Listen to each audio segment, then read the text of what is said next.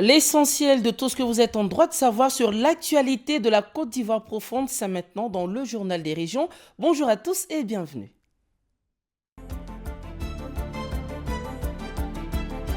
Dans ce journal, nous irons dans le Tampi où certains habitants ont fait le choix de vivre sur les flancs des montagnes Aman, des zones pourtant dites à risque. Vous le verrez, pour leur sécurité, les autorités locales jouent la carte de la sensibilisation afin de les convaincre de déguerpir les lieux. Un tour également à Doropo dans le Bounkani, cette partie du nord-est de la Côte d'Ivoire, où le rythme de vie des populations rime avec les coupures intempestives d'électricité. Entre pertes économiques et veillées forcées, la grogne monte. Il dénonce à l'unanimité une situation devenue invivable. Tohono, c'est le nom de cette glissade que nous visiterons à Mankono, capitale du Béré, un site touristique séculaire dont le nom signifie en langue locale Koyaga la roche glissante. Quelle est la place de la glissade de Tohono dans le développement touristique de Mankono? Dossier à suivre dans cette édition. Et nous prenons tout de suite la direction du Tampi, une région caractérisée par ses 18 montagnes qui offrent un panorama exceptionnel.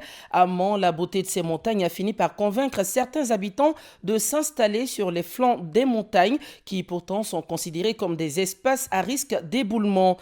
Entre attachement au lieu de vie et impératif de sécurité, les autorités appellent au déguerpissement. Suivons ensemble les explications de Ange Quadio.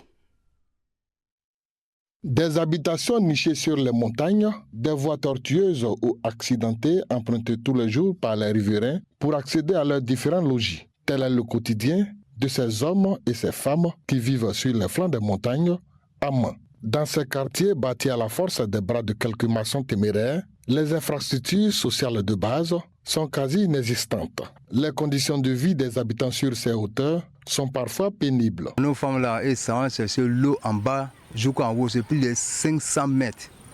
Donc c'est fatigant. Regardez en haut, donc quand ils sont en train de puiser l'eau, quand tu les vois, tu as pitié d'eux-mêmes. Souvent, c'est qu'il y a grand problème de courant même qui est grave. Donc pour tirer le fil, il faut que on doit tirer 100 mètres. Bon, le problème qui est avec nous, c'est le problème de route, le problème d'eau. Quand le sable va venir, 145 000, on ne peut pas avoir sable. Tellement que le coin est loin, on est si collé, on est si collé même. Non, c'est pas facile. Même l'eau même là pour piser même à ces problèmes. En fait, on va pour remplir c'est 5 000 francs. Même malgré ces 5 000 francs, on ne gagne même pas les gens même. Parce que le coin est loin. À ce lot d'infortunes vécues sur ces flancs des montagnes, s'ajoutent les conditions météorologiques défavorables quand vient la saison des pluies. Les risques encourus par les riverains deviennent plus grands. Un accident est vite arrivé. Moi, je suis fatigué pour casser cailloux et puis faire crottis. Si la pluie vient comme ça, là, on ne peut même pas tenir. Trop, si la pluie vient, il faut qu'on mette choses en bas et puis il faut descendre. Si on veut descendre, on glisse, on tombe. Ah, vraiment, c'est trop difficile même parce qu'il n'y avait pas de terrain où on va s'asseoir. Il n'y avait pas, c'est ça, on est venu s'asseoir ici. Donc ici, là, on est en bas des cailloux. Il y a trop de cailloux même. Moi-même, j'ai commencé à casser cailloux pour qu'on ait qu'à avoir place. Mais un jour, là, le caillou est quitté en haut. Donc, le caillou là, a fait un peu de dégâts. Ici, si tu as un barrage comme ça, là, c'est très difficile. Et puis, quand il pleut comme ça, c'est un peu difficile. Quand tu descends, tu tombes. Aussi, faut-il le rappeler, la colonisation de ces aires constitue un délit selon le Code de l'environnement. À cet effet, le gouvernement ivoirien a pris un décret en 2021. Il s'agit du décret 583 du 6 octobre 2021 portant les modalités de fixation et de gestion des zones écologiquement sensibles. Tout comme les zones écologiquement sensibles, les flancs de montagne regorgent beaucoup d'essences forestières, fauniques et floristiques qui sont la plupart du temps en voie de disparition. Vu le fait que cette forêt est pratiquement inaccessible à la personne forestière, elle regorge des espèces qui sont pratiquement en voie de disparition mais qui sont protégées. Et donc malheureusement, dans notre région, particulièrement à Aman, nous voyons que ces zones font l'objet de destruction au profit des habitations. Et la plupart du temps, en rapport avec les autorités de la ville, les autorités municipales, les autorités au niveau de la région, du conseil régional, les autorités préfectorales, le corps préfectoral, nous avons toujours mené des actions de sensibilisation à l'effet de décourager, d'encourager les gens à venir dans des zones qui sont habitables, donc aménagées à cet effet pour qu'ils puissent habiter. Mais les actions en question que nous menons restent toujours sans effet. Les résultats ne sont pas toujours escomptés. Les flancs de montagne sont considérés comme des forêts classées. Et donc, en principe, on ne doit pas y habiter. Évidemment, ces flancs de montagne-là, leur dégradation a un impact sur l'environnement. Parce que nous avons constaté aussi le concassage des pierres. Et ce concassage-là a créé une pollution atmosphérique. Alors, pour ceux qui habitent sur les flancs de montagne, il y a les risques d'éboulement des pierres. Parce que lorsque vous travaillez autour de la pierre, lorsque vous désherbez autour de la pierre, elle n'est plus solide. Elle peut dégringoler à tout moment. Approché dans le but d'en savoir davantage quant à la légalité de ces constructions sur les flancs de montagne, la direction régionale de la construction, du logement et de l'urbanisme du Tonkpi est formelle. Les occupants de ces flancs de montagne ne disposent pas de permis de construire. Et le constat, il est juste. Il est juste parce que c'est l'occupation spatiale. Hein. Voilà, on a fait ce constat. Je pense que depuis lors, même par mon prédécesseur, on a même fait des licenciements. Voilà, pour interpeller les populations, pour leur demander qu'ils étaient vraiment dans les règles, qu'ils étaient en danger. Mais vous savez, comme d'habitude, la nature est de vide. Voilà, toutes ces personnes sont installées, ils n'ont pas d'autorisation. Voilà, mais la situation continue toujours. On continue toujours de les interpeller. Et surtout en ces temps pluvieux-là, on fait l'effort pour les interpeller, on espère qu'ils vont nous écouter. Et toutes les montagnes de Mans, les flancs sont occupés. Voilà, mais en accord avec les autorités administratives et politiques, on continue la sensibilisation. Voilà, mais je précise que ce n'est pas l'outil. Ils n'ont pas de documents qui l'autorisent à installer. Les flancs des montagnes constituent des aires protégées tout en contribuant à la préservation de l'environnement. Dans une région montagneuse comme celle de Mans, ces flancs regorgent d'une riche biodiversité. Leur protection contre les actions de l'homme pourrait permettre à la Côte d'Ivoire de gagner le pari de la lutte contre le changement climatique. Et on s'intéresse à présent à la détresse qui règne en ce moment à Doropo, dans cette ville du nord-est de la Côte d'Ivoire. Les coupures répétées d'électricité rythment depuis quelque temps le quotidien des populations, que ce soit les commerçants, les artisans, les hôteliers ou simplement les habitants. Eh bien, tous dénoncent une situation devenue insoutenable entre pertes économiques et nuits blanches. La grogne monte dans la ville de Doropo. C'est ce que nous explique dans ce reportage notre correspondant Herman Niamia. À Doropo, l'électricité est devenue un luxe dont personne ne peut garantir la disponibilité. Les coupures intempestives se multiplient depuis plusieurs mois, perturbant profondément les activités économiques et la vie quotidienne des habitants. Ça fait beaucoup de temps qu'il n'y a même pas courant à Doropo. Surtout les lampadaires ne s'allument pas, ça fait beaucoup de temps. En tout cas, plus de 5 à 4 mois. Voilà. Le réseau aussi, c'est le même problème. On a des coupures de courant tout le moment, toute la semaine. La nuit même, tu te réveilles, tu trouves qu'il n'y a pas de courant. Toutes les nuits. Bon, les transferts d'unités, matin jusqu'à 15h comme ça, le réseau est un peu stable. Mais à partir de 15h, 16h, 17h, le réseau devient autre problème. Bon, avant c'était mieux, mais maintenant même le courant là, ça coupe trop. Et puis quand il y a, comme on appelle, quand il vit pleuvoir seulement, il n'y a plus de courant. La nuit comme ça, même pour dormir, c'est problème. C'est faible et puis ça coupe beaucoup. Première victime de cette situation, les opérateurs économiques. Dans cet hôtel de la ville, le gérant tente tant bien que mal de satisfaire ses clients malgré les interruptions répétées de l'électricité. Nos groupes comme ça par jour, comme ça souvent, si tu as des clients, les 2 clients, imagine si les 2 clients t'ont payé au moins 60 000 francs. Et que ce n'est pas les petits groupes. Et que toi tu as payé carburant 50 000 francs. Tu n'as plus rien encore. C'est ça seulement que nos problèmes. Vraiment, il faut que les autorités essayent de voir ça pour nous. Même constat dans les salons de coiffure. Ces cheveux, tondeuses et autres équipements électriques deviennent inutilisables dès la moindre coupure. Quand on fait les shampoings, avec courant, on utilise les babyles qui fonctionnent aussi. Quand on fait les mises en forme, ça avec courant. La semaine là même là, le matin, ça commence le matin jusqu'à 18h. Souvent, mais on travaille, on n'a pas courant. On est là, on allume les choses portables. On travaille avec les nuits là. Maintenant jusqu'à 20, pour moi là, ici ça vient à 22h des fois. Les ateliers de couture ne sont pas épargnés. Les commandes s'accumulent tandis que les délais de livraison deviennent difficiles à respecter. Le jour de la fête là même, on n'a pas pu avoir courant pour travailler La nuit, on doit veiller pour travailler. Le lendemain sera fait. Le courant est coupé à 22h jusqu'à matin à 9h, le courant est venu. Chez les ferronniers également, les conséquences sont lourdes. Sans électricité, impossible d'utiliser les machines indispensables à la fabrication des ouvrages métalliques. Ça fait que dans les rendez-vous, on ne peut pas respecter. Bon, ça nous donne problème avec les clients. Il a donné 4 portails. Il dit il n'a qu'à faire. Mais il vient, il dit non, il n'y a pas de courant. Il dit il vient, il n'y a pas de courant. Mais c'est vrai aussi. Moi aussi, tout le monde dort dans l'obscurité. Bon, tu ne peux pas l'accuser. Donc ça fait que vraiment, à faire de couper des courants, ça nous fatigue à trop ici. Au-delà des activités économiques, c'est le confort des ménages qui est durement affecté. Avec les fortes chaleurs, les habitants peinent à trouver le sommeil lorsque les ventilateurs et climatiseurs cessent de fonctionner. Nous sommes venus d'Abidjan pour la fête de Tabaski. On était obligé de mettre le groupe en marche pour pouvoir bien fêter et puis pouvoir avoir l'électricité à la maison. Souvent même quand il y a du courant, peut-être qu'à chaque 10 minutes il y a des coupures de courant. Ça nous fatigue énormément. Il faut avoir des moyens pour pouvoir être à l'aise par rapport à l'électricité.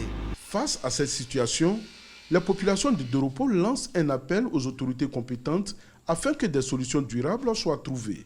Elles espèrent retrouver une fourniture électrique stable, indispensable au développement économique de la ville et au bien-être des habitants. Et nous souhaitons vivement le retour de l'électricité dans la ville de Doropo. Capitale historique du canton Yokolo, Saïwa dispose d'importants atouts, notamment dans le secteur agricole.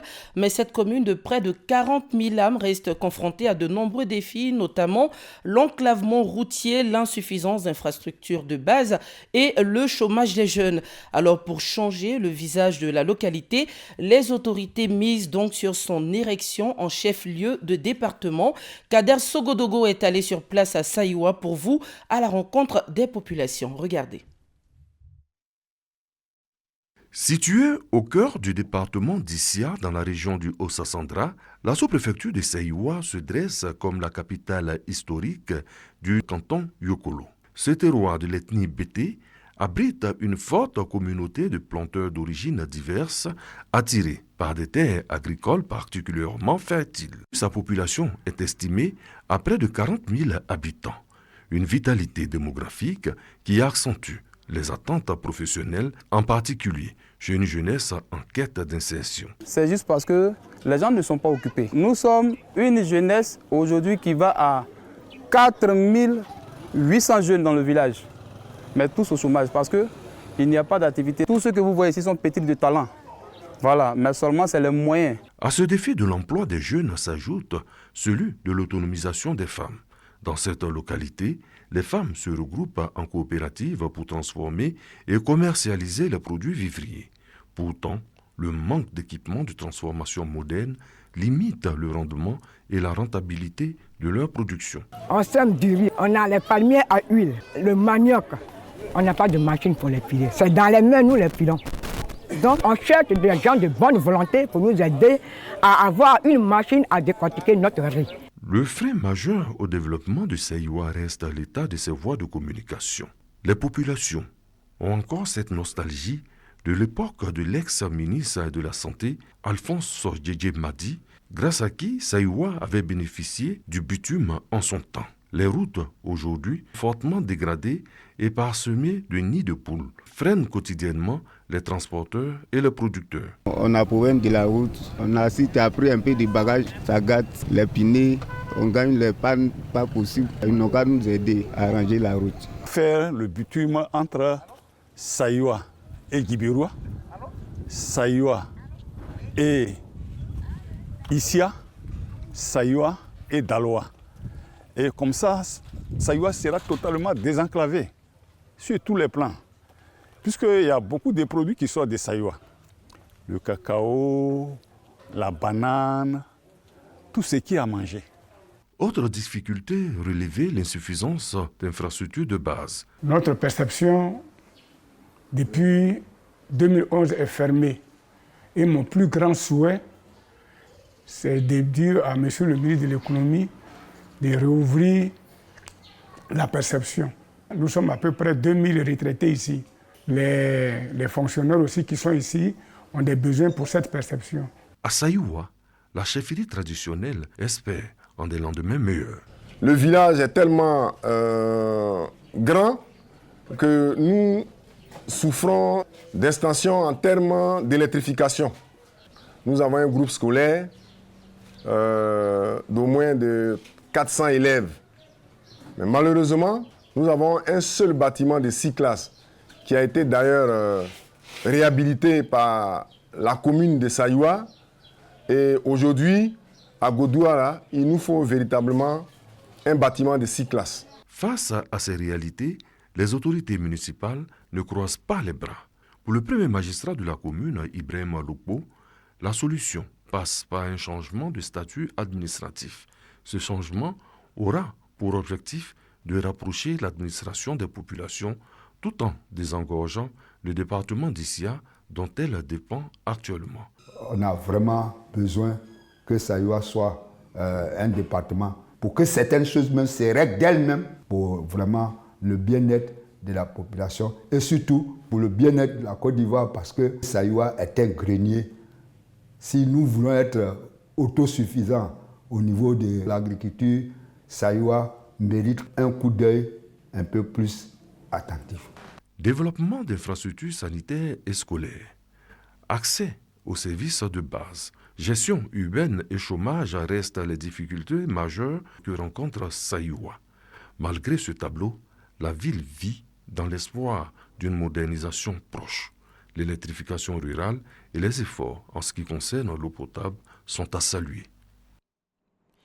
C'est l'heure de votre rubrique Savoir Plus et on met le cap sur le sud-ouest ivoirien où Mamadou Kébé, président du conseil régional du Boclé, dresse le bilan un peu plus de 2 années après son élection. Dans cet entretien exclusif accordé au journal des régions, Mamadou Kébé répond aux questions de Yafolo Soro de Zane.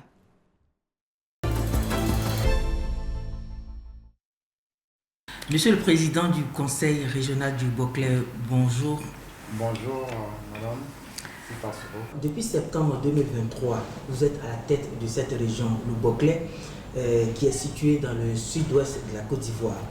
Est-ce qu'on peut savoir aujourd'hui quels sont les grands chantiers que vous avez menés au profit des populations de votre région? Depuis notre accession donc, au Conseil régional, nous nous sommes attaqués dans un premier moment aux infrastructures de base. Nous avions en programme de campagne la réalisation de 30 écoles primaires, de 3 salles de classe plus bureaux et logements.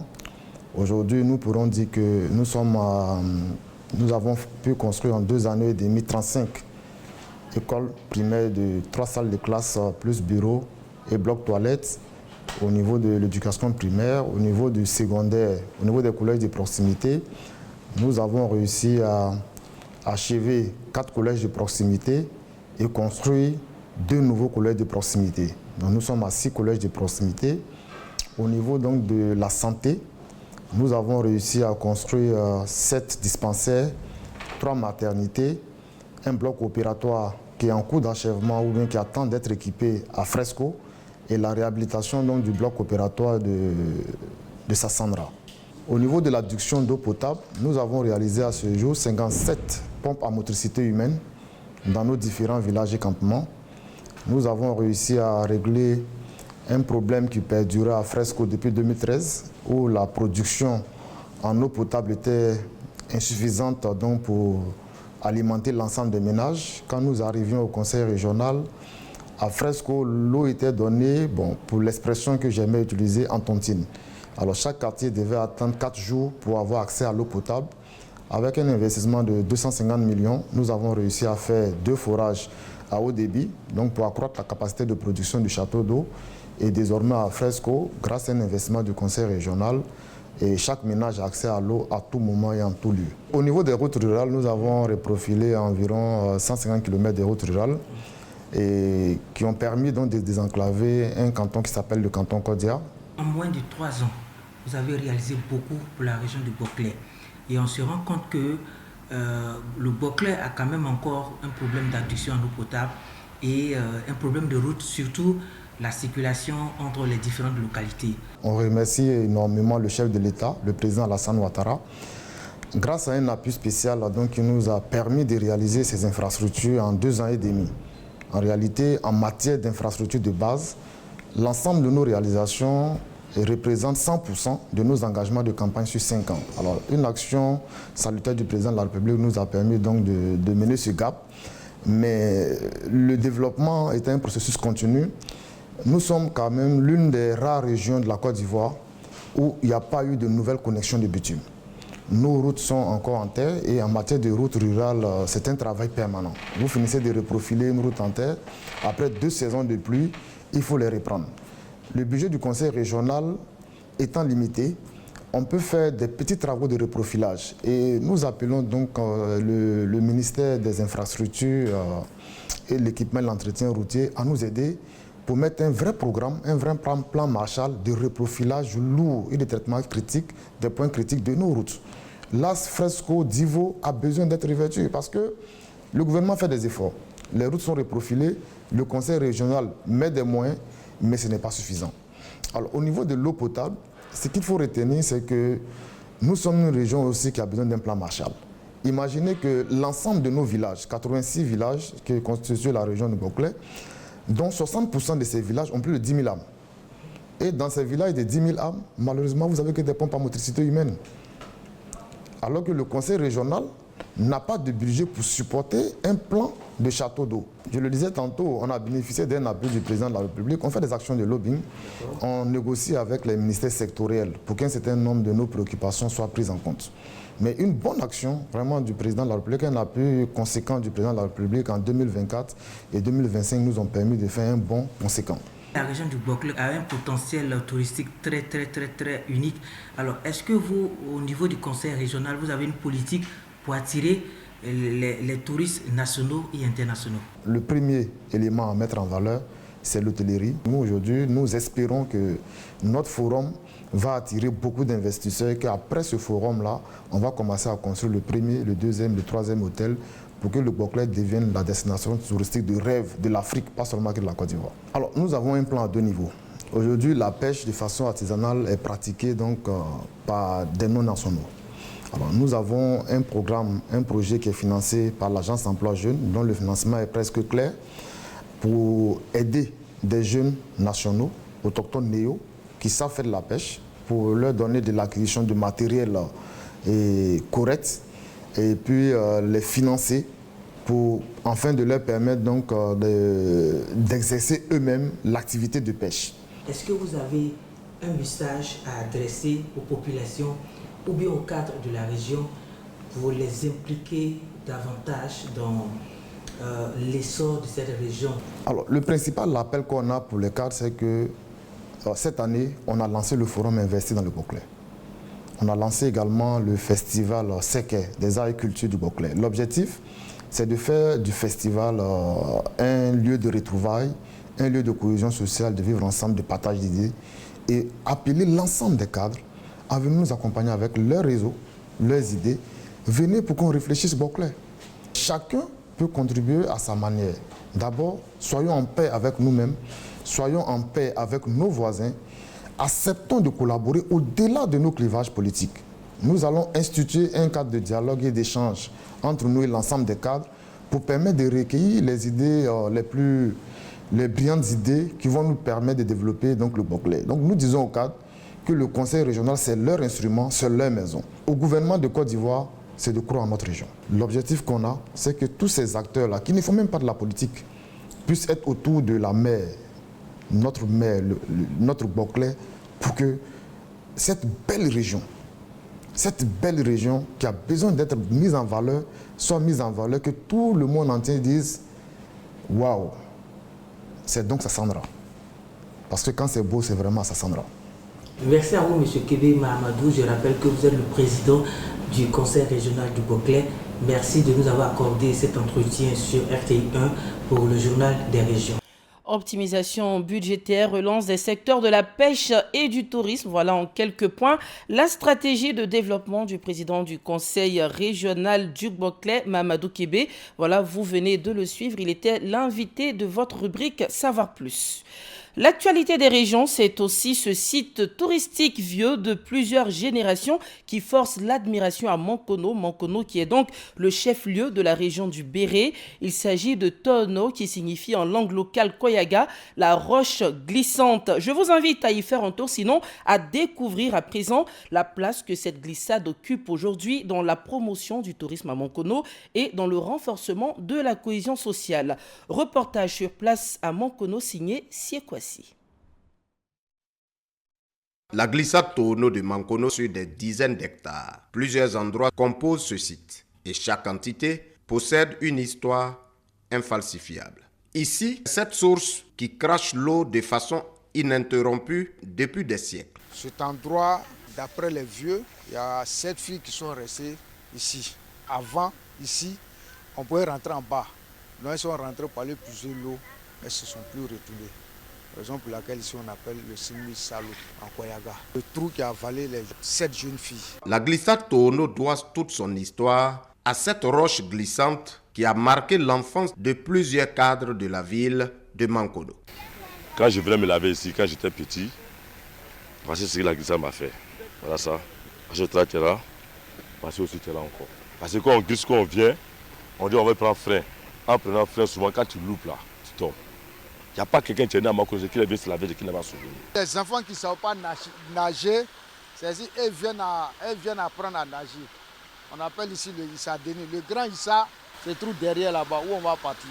On a des camarades qui se sont noyés. On attache les bidons pour flotter sur l'eau, nager et ne pas se noyer.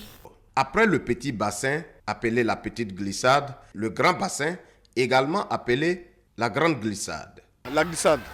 En 1974, je suis tombé là-bas pour aller ma dent. La dent ne peut le repousser. Donc, quand je viens, il faut que je vienne voir. Ça a été ça en 1974. En ce moment, je suis parti au CED. Un autre espace suscite beaucoup de curiosité sur le site de la glissade Tono. Il s'agit de la colline appelée test de grossesse. La montagne s'appelle le Kromalarengawa. C'est-à-dire Kromalarengawa en français. Bon, ça veut dire la montagne qui teste la grossesse. Si tu doutes de ta femme, tu peux l'envoyer ici pour voir réellement si elle est enceinte ou bien si elle n'est pas enceinte. Si elle a pu monter la montagne jusqu'au haut sommet, c'est qu'elle n'est pas enceinte. Mais si elle n'a pas pu monter, c'est qu'elle est enceinte. Même si c'est un mois, même si c'est un jour, c'est une montagne qui est très sacrée. La réputation de la glissade Tono de Mankono force l'admiration de nombreux touristes du monde. Cette année, le site accueille la 6e édition du barbecue organisé par les cadres de la ville. Une occasion de brassage des peuples. Monsieur Bakongo, il a travaillé. En tout cas, on a aimé. Parce que l'année passée, quand nous sommes venus, c'était pas comme ça. J'aimerais dire à mes camarades qui n'aiment pas aller au village de venir au village pour venir découvrir nos belles cultures de notre beau pays. Plusieurs générations se sont succédées. Aujourd'hui, la glissade Tono de Mankono se modernise avec de nombreux chantiers ouverts par les cadres de la ville. À leur tête, Cissé Bakongo, ministre-gouverneur du district autonome d'Abidjan, fils de Mankono. La reconnaissance des populations. La glissade avant et puis aujourd'hui, il y a une différence inestimable. J'encourage tous les cadres derrière Cissé Bakongo. On dit aux touristes du monde, ils n'ont qu'à venir. À Mankono, il y a des sites touristiques pour visiter partout. C'était un coin qui faisait très peur avec la brousse. On ne pouvait même pas arriver vers ici. Mais grâce au ministre Cissé Bakongo, avec le commandant Mifa Dosso, voilà, on arrive à venir ici. On peut rester ici même de matin jusqu'à 23h. Même le lendemain, on peut rester ici. La vulgarisation de la glissade Tono de Mankono, un défi majeur pour les autorités municipales de la ville. Pour parler de tourisme et autres, il faut que le lieu soit accessible. Aujourd'hui, Mankono est accessible. Mankono Bunyali est en voie. Mankono Korogo est en voie grâce à la volonté du président. Mankono Boaké, c'est fini. Mankono Sigila, c'est terminé. Et Mankono Boaflé, ça sera très bientôt. En somme, je remercie le chef d'État qui fera même les 2 voies là. Maintenant, c'est ce qui ouvre droit au tourisme, parce que pour que les touristes puissent venir, il faut que ce soit accessible. Mais écoute, il n'y a pas que la glissade pour le tourisme. Nous avons un hôtel Le Lac qui est une merveille. Nous avons le mont Lemissa qui est une merveille, qui est très très historique, nous avons le Kolongawa. En attendant la fin des travaux de réhabilitation de la glissade de Mankono, l'espace continue de défendre son rang de site le plus ancien et le plus stratégique, aujourd'hui perçu comme la véritable force d'appel pour les touristes du monde vers la ville de Mankono. Et c'est la fin de ce tour d'actualité de nos régions. Merci de votre fidélité. Merci à toutes les équipes qui ont travaillé à la réalisation de cette édition. Rendez-vous dimanche prochain pour un autre journal des régions.